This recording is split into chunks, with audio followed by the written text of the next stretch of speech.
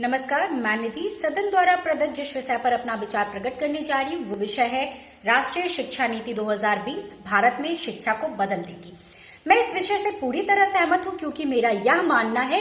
कि किसी भी नीति का उद्देश्य ही यही होता है कि वो उस क्षेत्र में व्याप्त समस्याओं के कारणों को समझे और वह सुझाव दे कि उन समस्याओं का समाधान कैसे हो सकता है। और मेरे विचार से नई शिक्षा नीति इस कार्य को भली भांति कर रही है। नई शिक्षा नीति के जो भी लक्ष्य सुनिश्चित किए गए हैं, चाहे वह पूर्व प्राथमिक शिक्षा को लेकर हो, पाठ्यक्रम के निर्माण को लेकर हो, हॉलिस्टिक अप्रोच को लेकर हो, मल्टीपल एंट्री और एग्जिट सिस्टम को लेकर हो, एकेडमिक बैंक ऑफ क्रेडिट को लेकर हो, शोध को बढ़ावा देने की बात हो, सकल घरेलू नामांकन को 50% तक ले जाने की बात हो, या फिर बहुविषयक संस्थानों के निर्माण को लेकर हो, या फिर नए नियामकों की जो व्यवस्था करने का लक्ष्य रखा गया है, इन सारे लक्ष्यों के साथ नई शिक्षा नीति पूरी तरह से तैयार है कि वह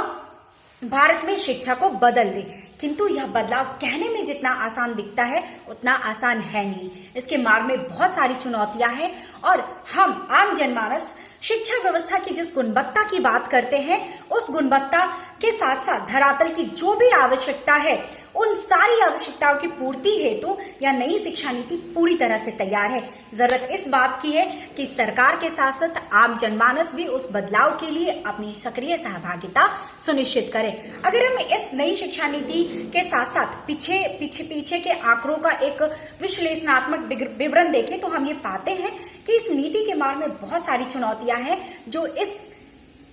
बदलाव को कहीं ना कहीं थोड़ा मुश्किल कर रही है, इस बदलाव को थोड़ा मुश्किल कर रही है। किंतु यहाँ पे मुझे रामधारी सिंह दिनकर की उन पंक्तियों का स्मरण बरवश हो आ रहा है जिसका की जिक्र उन्होंने रश्मि रथी के तृतीय सर्ग में किया है, जहां पे उन्होंने ये कहा है कि है कौन विघ्न ऐसा जग में टिक सके वीर नर के मग में, खम्भ ठोक ठेलता है जब नर पर्वत के जाते पांव उखर, मानव जब जोर लगाता है पत्थर पानी बन जाता है। तो जरूरत इस बात की है कि सरकार के साथ साथ आम जनमानस भी अपनी सक्रिय सहभागिता सुनिश्चित करे क्योंकि यह बदलाव उनके बिना संभव नहीं है। तो और जब वो अपनी सक्रिय सहभागिता सुनिश्चित करते हैं तो यह नई शिक्षा नीति 2020 न केवल शिक्षा भारत में शिक्षा को बदलेगी बल्कि उसे एक नई दिशा और दशा भी प्रदान करेगी। धन्यवाद।